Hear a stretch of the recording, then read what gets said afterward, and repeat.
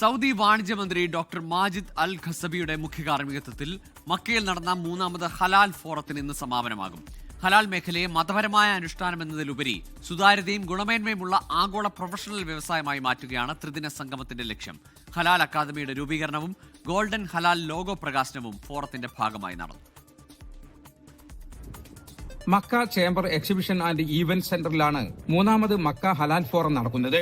ഹലാൽ ഒരു പ്രൊഫഷണൽ വ്യവസായം എന്ന ശീർഷകത്തിൽ നടക്കുന്ന സംഗമം ഇന്ന് സമാപിക്കും.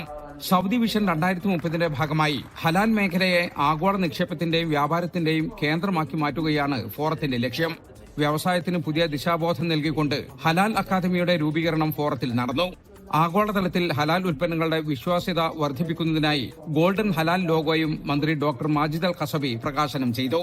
ഹലാൽ എന്നത് കേവലം ഒരു വ്യവസായമല്ല, മറിച്ച് മൂല്യങ്ങളും വളർച്ചയും ഒത്തുചേരുന്ന ഒരു സമഗ്ര ആഗോള കാഴ്ചപ്പാടാണെന്ന് Islamic chamber of commerce chairman Abdullah Salehi Kamil വ്യക്തമാക്കി.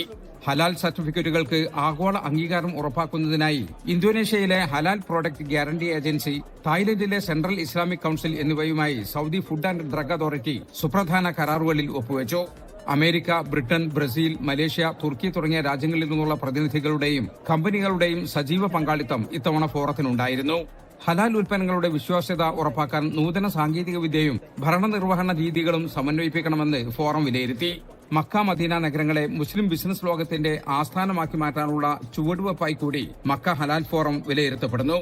ജലീൽ കണ്ണമംഗലം, 24 ജിദ്ദ. ലോകത്തെവിടെയായാലും ഏത് സമയത്തും 24 വാർത്തകളും ഓഗ്മെന്റഡ് റിയാലിറ്റി പാക്കേജുകളും എക്സ്പ്ലെയിനറുകളും വിശദമായി കാണാൻ ഞങ്ങളുടെ യൂട്യൂബ് ചാനൽ നിങ്ങൾക്ക് സബ്സ്ക്രൈബ് ചെയ്യാം.